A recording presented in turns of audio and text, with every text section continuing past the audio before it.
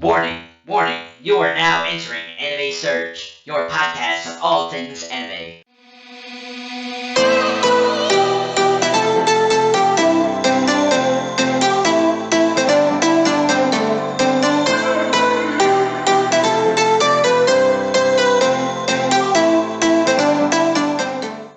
What's up, people? Welcome back to the Anime Surge podcast. It's your host, the Black Bunny. Joining me today, as always, are my co-hosts.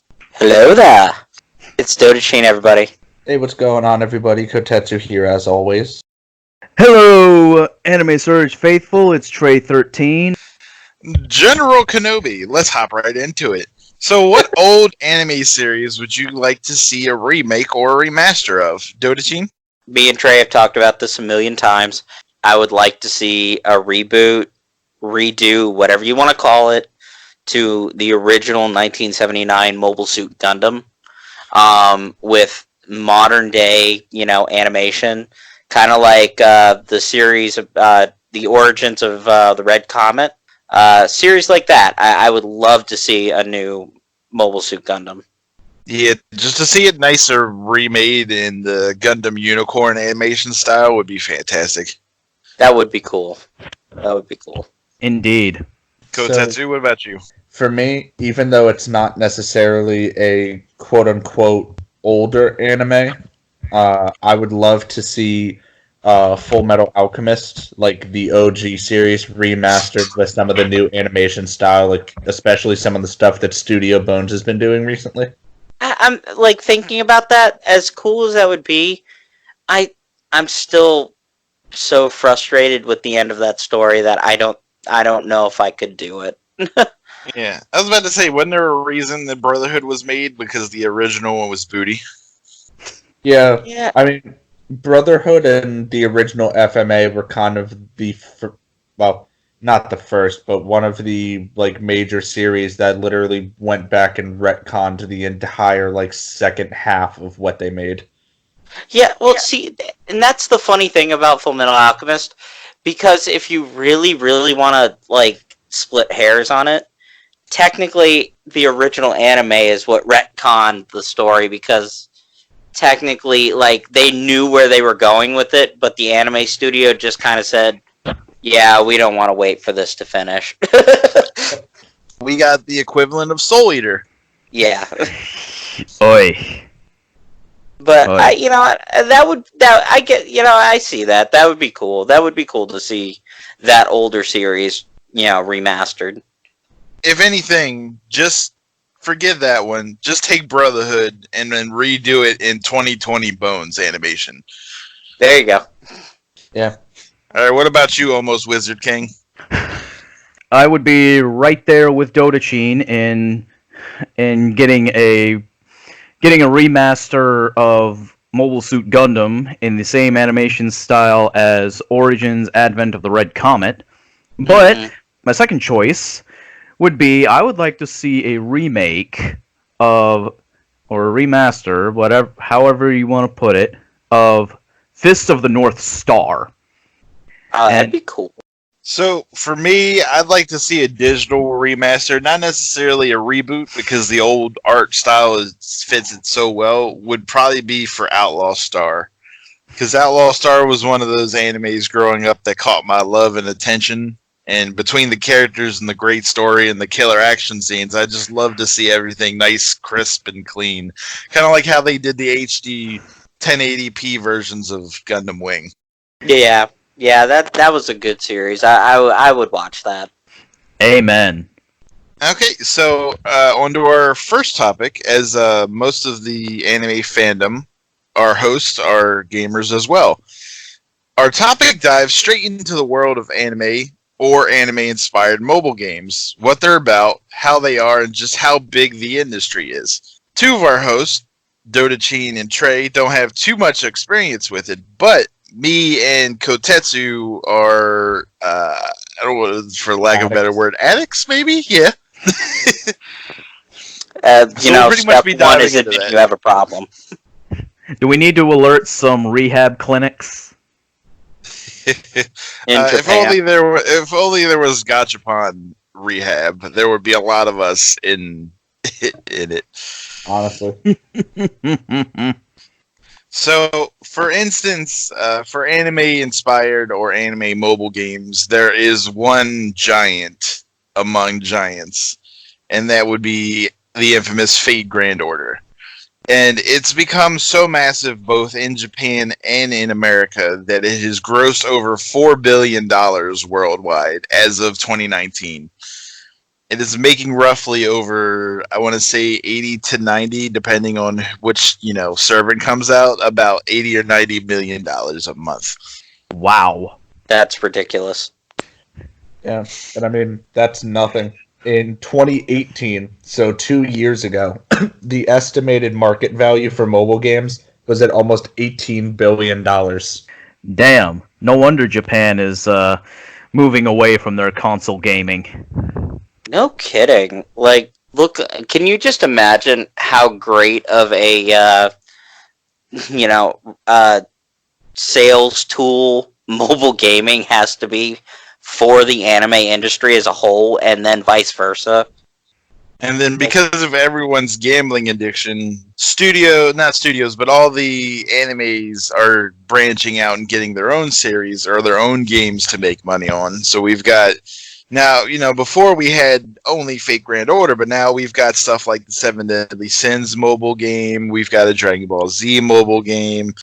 I think there's a One Piece mobile game, isn't there? Oh, yeah, Yeah. there's a One Piece mobile game too. Multiple One Piece, multiple Naruto, multiple Dragon Ball, And then- multiple Sword Art Onlines. I Oh, didn't yeah, know about there's Sword Art there's a- Online. Yeah, there's the main because I played that one for a couple months. It's called Memory Defrag. That's the main one that people play. That's their big money maker. Yeah, they also have two others now. They just released one with Alicization, which was based around all the new characters and stuff introduced from that. Yeah, and then Rising Steel. I don't know if that's the one you're talking about because that's the newer one that just came out. That's the one that just came out like late last year.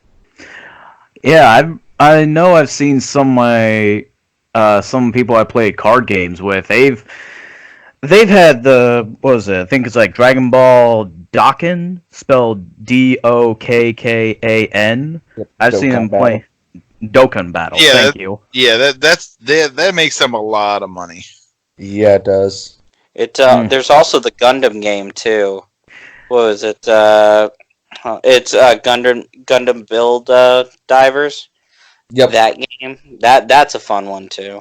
Yeah, That's the I one actually I played that game. It is actually legitimately fun to play. Yeah, I've got a friend who's a very big fan of Gundam, maybe almost as big as Dotachin and I know he plays it.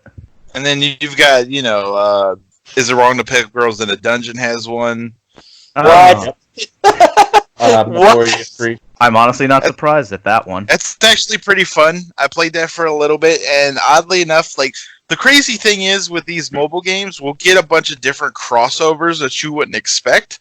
Like, for instance, the Danmachi game had a crossover with both Data Live and Goblin Slayer. What?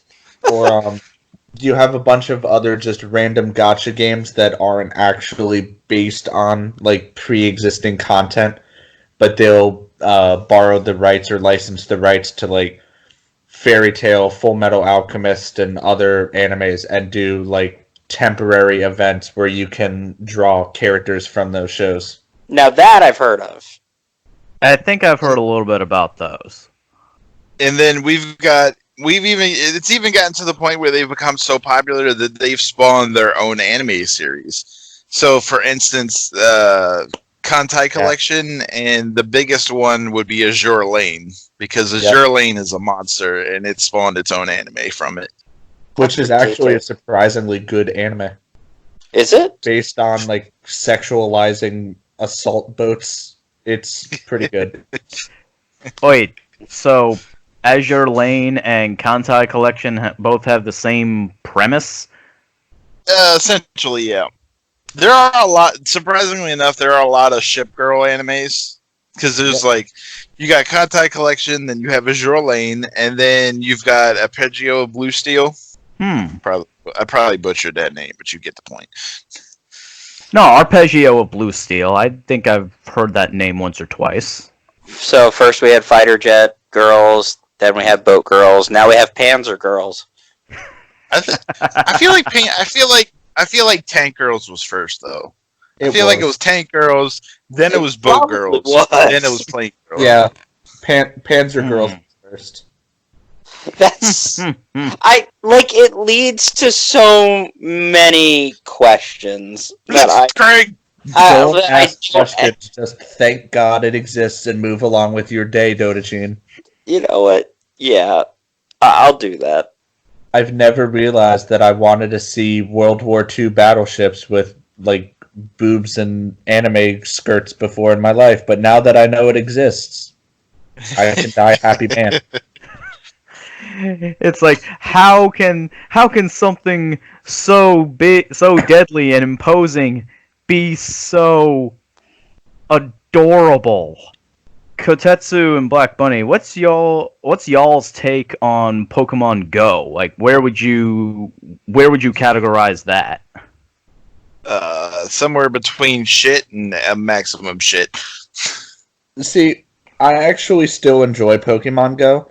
I do too. The only problem with the game is that because they built so many of the systems around actually, like, going out in groups and, being human beings, that it's very difficult to still, like, sit down and just relax and play on your phone, at work or school or whatever, because you gotta constantly be running around, teaming up with people.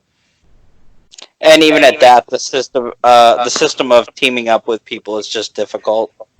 Yeah, it honestly really is. I'll say one thing though. For the first week that Pokemon Go came out, there was world peace. I mean, until people started walking into oncoming traffic catching Charmanders. Yep. Oh, funny thing I did with that. So I actually cheated with my Pokemon Go because you could, if you had a laptop, you could use an emulator to play Pokemon Go, and then you could use a GPS spoof. Yeah. And then I would just transport myself to Ohio to Charmander Farm in a park. Dang. Pretty smart, actually. I should have done that. Why didn't we think of that? Because then they started permanently banning accounts when they found they did that. Oh, and I also think we didn't have the resources to do it. I just didn't even think of it, actually. Oh, Jesus. And now for the news! The news! Jesus. I just picture Trey did it again. I just picture just Hey, put on some pants. Trey, do you understand how much he deletes of you going, Like, the amount of moaning that you make in an hour and a half podcast is terrifying. I'm gonna make a Trey thinking compilation and just be him going, Try and just. You could do like Team 4-Star where they did with Zarbon.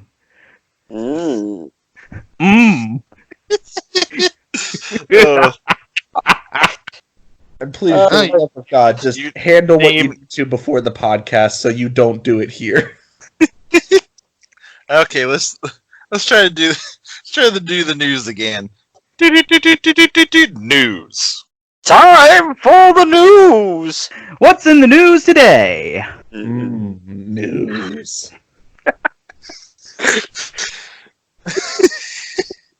Alright, Man, like, I'm so done. We were so productive. We were so on point, and then it just turned into a shit show. Now I gotta go through an hour and a half or 2 hours of us being stupid. Yeah. I mean, to be fair, that's what you would be doing anyway. Not last week. Now, last week was nice and easy. Bad news for ReZero fans, as was announced earlier on March 9th that the Season 2 has been delayed until July due to the COVID-19, aka coronavirus. No. So literally, we've hit a point now where every podcast that we've done has had something to do with the coronavirus. Yeah. We swear we are not the Anime Surge Corona News Virus podcast. We are not trying to plunge the world into Resident Evil. The only case of corona we have is the beer. Which is also very disappointing. Honestly, I'd rather have the virus. Oh my god.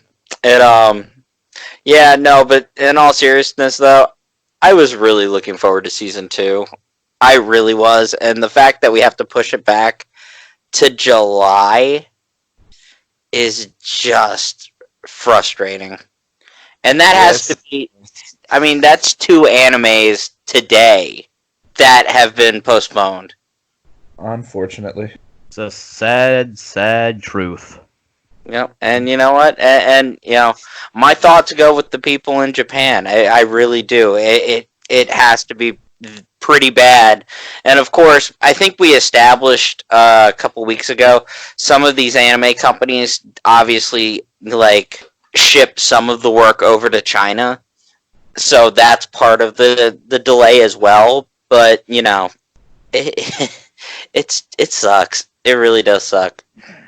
I feel for all the staff that are planning events, not just in Japan, but also here in America, that due to the coronavirus, they're having to either postpone or just cancel events completely. And I feel bad for all the people who've been putting their money into these events, all the investment from companies big and small, and just all the money they're losing. Oh yeah, and all the people that spent all that money to go to Japan like an idiot. I forgot you're doing that. Yeah, on Friday. Literally on Friday. Popular anime series Shokugeki no Soma, aka Food Wars, will be premiering its season 5 on April 10th. Supposedly this season will be its last. Now, I don't know about you guys, but I've only seen the first season of Food Wars. I love it. It definitely does have its funny moments, and I'm watching it on Toonami with the English dub. It's Toonami now? It is on Toonami, yeah. They kept it on Toonami even after they cut 3 hours from their block. They're out of source material. Well, the manga is done, so what they have right now in the anime, they're on the final arc, so there's no more after what they make now. So sometimes it really does amaze me, some of the stuff that comes out of anime. I'm not gonna lie. Only in Japan could they come up with a show that's so sexually food oriented and still have me going, yeah, I'm into it. Yeah. But then I've seen someone be able to sexualize curry before. The popular series, We Never Learn, released its final chapter of its main story last week in the Weekly Shonen Jump. Starting next week, one of several new alternate ending arcs will be released that will feature the protagonist. The The protagonist. Isn't that the guy that like checks your sphincter to make sure that you don't have cancer? Yeah, it's the proctologist. The proctologist. What is a proctologist, Chef? A proctologist is a doctor who specializes in your asshole, children. Just goes to the store. Yeah, could I get a jar of Protagu, please? The popular manga series We Never Learn released its final chapter of its main story last week in Weekly Shonen Jump. Starting next week, one of several new alternate endings arcs will be released that will feature protagonist Naruyuki having endings with the other characters in the main series. So I'm not actually as far along as a lot of other people in We Never Learn. I know Trey watched it, and I know you're really into it. Well, to be honest with you, I stopped because I don't like harem bullshit too much, so I kind of just waited until the end and then saw who won. So wait, that's not what you did with quintessential quintuplets, is it? Not all the way, but it was getting there for a little bit, and then I was like, okay, cool. Then I went and read the rest of it. So Because sometimes, series like the UFC fight. because sometimes it gets so outplayed when he just gets into all these weird harem situations with all 5 girls, and then it's just like, all right, come on, I just need you to pick one. And it's a nice, refreshing change. So all the salty fanboys get their own little, route that they can just, read and love instead of just being mad that because everybody but Yotsuba lost. Yeah, exactly. Yeah, right. Now, I'm not gonna lie. This is kind of a cool idea. I'm not gonna lie. I thought it was kind of cool. Because once again, I like when I came back to quintessential quintuplets. I was very into all of them. I really kind of had trouble, but honestly, I was Team Miku. I liked Miku a lot. And, after a while, I just knew she wasn't going to win. But the idea of having a series where all of a sudden you're going to play out all the different potential endings so that everybody has something that they'd be happy with. Mobile Suit Gundam, Hathaway's Flash light novel, will be getting an official manga adaptation in lieu of the anime movie adaptation set to come out later this year. The manga will hit shelves in a magazine called Gundam Ace this May. I'm excited to finally get another Gundam that isn't Build. Yeah. Yeah. I'm so sick of Gundam Build. I guess Gundam Build is okay for anybody who is into that kind of thing, like kind of the like competitive like hobby game. Have you read Hathaway's Flash? I have not, and I'm curious if I can find it anywhere online. I'm curious because I've heard bits of the story, but I don't fully know. And I remember Hathaway from Char's counterattack. Char's counterattack, and how annoying he was. So I'm excited to see where this is gonna go. You're not wrong. He definitely was not a very endearing character in that as as far as debuts go. Okay. I will admit though, from looking up his Gundam, it looks hella cool. So the Tokyo Broadcast Service, TBS, credited the Quintessential Quintuplets anime and manga for a 16% rise in sales from April through December, amassing a total of $6.1 million. The thing that I've told a lot of people is, in comparison to the United States and other countries, anime in Japan, their whole thing with how successful a TV show is based on how well the book series then sells after the series, after you finish your first season. So I know for a fact, like, once this first season of Quintessential Quintuplets ended, people were buying that crap off the shelves. So I mean, like, it's no wonder. I mean, it was a really good series too, and it went up. It's no wonder it went up by 16%. The Tokyo Broadcast System and Kaguya-sama series creator, Mr. UPS Man, credit highly profitable film adaptation as playing a major role. That accent went so far south. You were like fading in and out with German scientist and Disney. I don't know what happened. It went from Bane to crazy German scientist. The Tokyo Broadcast Service and Kaguya-sama series creator credit the highly popular live-action film. The adaptation is playing a major role in getting its final green light for season 2. Yeah, final live-action did something right. Exactly. That's a big thing right there. Because I heard the movie was exceptional. Yeah. I've literally heard nothing but good things about this live action. Well, Love is War Kaguya-sama just seems like one of those series you could easily do as a live-action movie, as it's slice of life, high school environment, high school just romantic comedy. That and live action just makes for a winning combination. I agree. And really, I think this is the perfect time to kind of delve into our next topic because this plays perfectly into it. Why Dragon Ball Evolutions is such a good movie and it's underrated. Yes. End the podcast. End the podcast.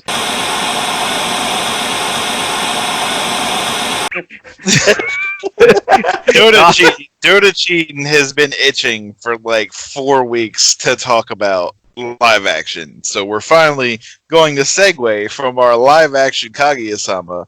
So the last subject of the day is live action anime series. The good, the bad, and the ugly.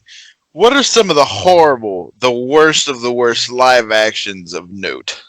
All of them. First of all, we all know that's not true. So it's not. But we can all agree that Evolutions is garbage. Well, see, that Evolution was made by an American company too, which makes it even worse. That clearly did not watch Dragon Ball at all. Exactly. So in this conversation, let's take Evolution and the even though it's whether you can consider an anime or not, the Avatar: The Last Airbender movie. Let's take those out of the equation as a whole. That's fair. Because you know what, there is no that's going to bring the conversation so far down because every time we come back to that, all it's going to do is just make us pissed off, and then that's the end of the conversation. Plus, if we talk about it for too long, we'll just end up catching the coronavirus. So exactly, you're right. That's it. That's how it started. Screw you, M. Night Shyamalan. So who's watched the live action Full Metal Alchemist? Why start there? Because it's the prime example. It's a show that we all love, and it's a movie we all hate. It was that bad? You haven't watched it? No. See, Oh my. I'll say this. The CGI work is actually pretty good. Yeah, for like... just everything else. Yeah, that's the thing. Like the CGI work is actually legitimately solid for like the $2 million budget or whatever they had to work with. But the acting and the voiceover work and everything else is just so bad. Voiceover? Oh, did you watch it in English? Yes. Oh, I didn't do that. I watched it in Japanese. It's not great. Well, I guess we know where most of their budget went. So basically, and Trey, to kind of fill you in on this, so Full Metal Alchemist, the movie, starts with the Lior arc, except you're already at the very end of the Lior arc. For some reason, it just starts with Edward chasing Father Cornello down the streets, randomly just fighting him, not him turning the city against them, no explanation, nothing. It's just happening. Literally, as quickly as it starts, it ends. And then for the rest of the movie, you're cramming in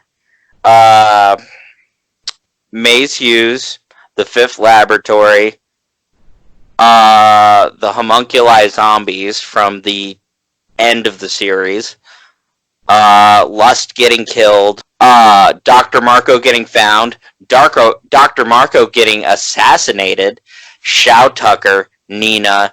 I'm gonna stop there. That's a lot to fit into a movie. What the fuck? Yeah. And there's more.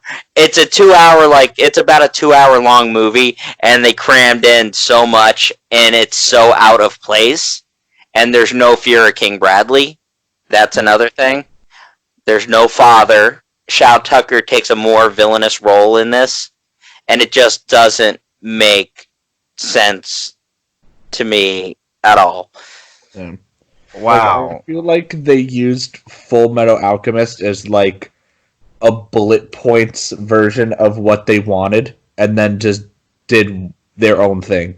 Like So they took the cliff notes of Full Metal Alchemist and went from there. Yeah, but they took the wrong cliff notes. they took the cliff notes, crammed them all into a shotgun, shot it in the air, then shot it again with freaking birdshot, and then started piecing the pieces back together. So, that happened. And one of your biggest problems with series like this is there's it's hard to do it just right. There's always going to be that argument of, well, it's not enough like the original series, or it's too much like the original series, and you take too much from the series, cram it all into a 2-hour film with the hopes that you may get another one, but just in case you don't, you crammed in enough, and all you did was annoy people. That's why I still wholeheartedly believe that the best strategy for a live action like shonen-esque anime is to do it in 3 hour and a half or 2 hour long movies. And I guarantee you that if you did that and paced yourself, you'd have a better chance of getting a sequel or a trilogy than you would making a cluster of a movie that was Full Metal Alchemist live. Now, has anyone seen the Attack on Titan live action? That was the thing, wasn't it? Unfortunately. I kind of dread how that turned out. Oh, it was terrible. Was there some sort of like weird NTR type cuck moment with Mikasa that they did that I read about? Yeah, so Mikasa literally does almost nothing in the movie. Like, all of the badass scenes of her just cutting down Titans to get to Eren or trying to, like, aid him in his mission to block up the walls and all of the just amazing moments that make her character don't exist. Wow, I'm already not interested. Like, literally the only purpose she serves is to say Aaron's name and then just look up and pan up to his Titan form, and that's literally it. The most badass female character and then turned her into useless damsel in distress? Yeah, they turned her into female Armin. Ouch. Ow. Oh, that hurts.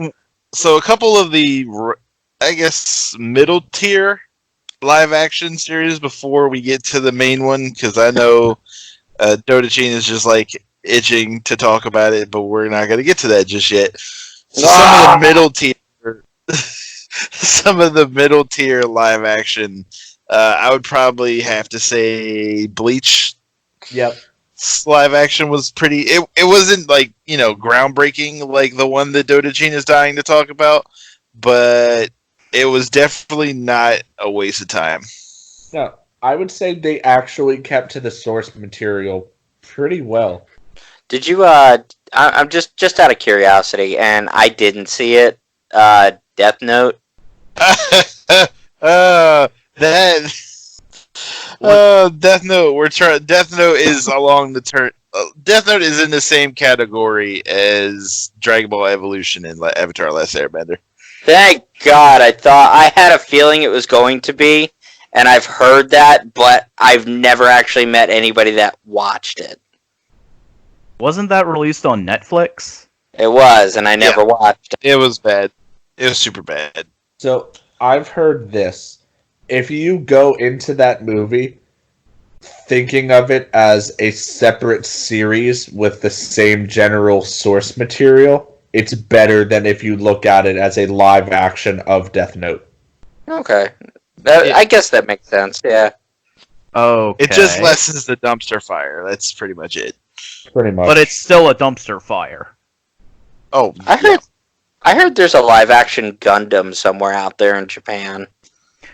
So, moving on to the next part before Dotachin explodes, take it away. So apparently this was pretty well liked, actually. All right. I'll take. So Oh, right. apparently he's not taking it away. Yeah, there you go. No, but seriously, I've been a big fan of Samurai X and Rurouni Kenshin since seeing the anime on Toonami. So I kind of went into the live action film thinking that it was going to be like literally everything else we've described. But that hands down had to be the best live action adaptation of an anime I've ever seen in my life. Totai. Trey, you haven't seen it, you said? I have not seen the live action Samurai X movies. No. So it does the perfect amount of realism mixing with the story, but not putting too much in. It covers, like, you have the first one that covers the whole scenario with him coming to the dojo and all that. You have the one with Shishio in Kyoto, and now the new one that's about to come out that's going to finish the series off is going to be based around the whole arc with his brother-in-law and that whole, major fight. And it's looking to be a really good movie, so I'm really excited about that. What this series does a lot better and different than the other ones is the choreography is leagues higher than any other of the live actions that have come out so far. I agree. It just all around, just the film work in itself, the writing, the acting, it just was really well done. So now, for people like me and Trey that have not seen the movie, would you say that you need to have either read all the manga or watched all of the regular Rurouni Kenshin series to enjoy this movie? No. I would honestly, I'd say you'd probably enjoy it more if you hadn't seen the source material, because they deviate significantly. That some events happen like they're supposed to, but I think this is more like a loose adaptation. Sorry, I was going to say your big points kind of stick to how they're supposed to turn out. It's the little points of how we get there that have to be changed up. Gotcha. It's like what you were saying with Death Note. If you just go into it without thinking about the source material, you're going to have a good time. I see the logic in that. It just, all in all, and you got to remember, once again, you're taking a series that needed 10, 15 episodes to resolve a point, and you need to resolve it in 2 hours. So you're going to have to change up a few things, but it's, once again, what this does in comparison to some of the other series, it makes those tiny changes to kind of condense stuff and work out the problem in a way that makes sense while still coming to the same outcome and not changing it too significantly that you're like, is this even really the same thing? Alright, so to move on to the final part of the podcast, I'll be doing the Black Bunny's anime trailers. Today, in honor of My Hero Academia, I'll be doing its trailer. Movie phone voice? How's this sound? Movie phone? Yeah. Movie phone? You kind of sound like Great Value All Might. Great value, all might. Instead of fear not, for I am here, just do not fret, for I have arrived. Do not fret. I'll be there momentarily. If Rihanna's S&M was an anime, it would be My Hero Academia. Powers and quirks may break my bones, but fighting villains excites me. One young masochist takes on the superhero world. Enter Izuku Midoriya, a young quirkless boy with a dream of becoming a superhero, which is the equivalent of trying to get a congoer to wear deodorant. It's simply impossible. After saving one angry boy, he is approached by his idol, All Might, who now looks like he got into a fight with crack and lost. After eating his hair, young Midoriya has transformed into a great value Chinese knockoff All Might, Green Naruto. Together with his friends at UA High, he fights the Legion of Doom. Wait, That's not right. He fights the Rowdy Rough Boys. Wait, that's not right either. He fights a walking facepalm, Stabby Girl, See Me Now, Blue Exorcist, and the Faceless Lex Luthor. My Hero Academia, starring Izuki Midoriya as Free Naruto, Katsuki Bakugo as the kid who drops the hard R on Xbox Live, Ochako Uraka as Hips for Days, Tenya Idia as If Getting Cucked Was a Superpower, It'd Be Me, Shoto Todoroki as Icy to dull the pain, hot to relax it away, Kirishima as Metapod use Hardened, and Yomomo Bo as the boob storage device. Nice. Just hearing him say it just makes it better. Oh my god. That was fun to make. All right, and with that review, that just about wraps us up for the day. It's been a fun episode and thanks everybody for tuning in and listening to us. Just a couple announcements. The Anime Surge group is proud to announce that these podcasts will be now released in a video format on our Facebook page and our official YouTube channel every Sunday. And also, the Anime Surge cast will be attending the Sakura. What really? Sakura? The Sakura. The Sakura, also not a real healer festival. Wow. That was petty. The Anime Surge cast will be attending the Sakura Matsurai Festival, which will be held in Washington, D.C. on April 4th, 2020. This is the one festival. This is a one-day festival of great fun, education, and an interactive way for Americans to be slightly introduced to Japanese culture and to feel like full entire weebs. So hopefully you'll be able to come out and join us in that. ... Now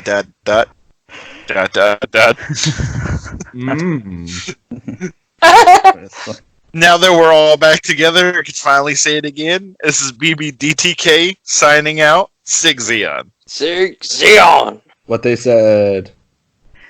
I'm gonna be king of the pirates. AJ's already got that title. One of these days, we're going to have to get him an actual outro. We just need to make it so every time someone comes up with a new one, he just steals it. Oh, no, damn it. I think I remember what mine was supposed to be. I'm going to be the new symbol of peace or something. There you go. Yeah. Why can't you just say goodbye like normal people? Because I'm not normal. Normal is overrated. Go. Where did you go? Seems like it's been forever. Where do we go? Where do we go now? Where do we go?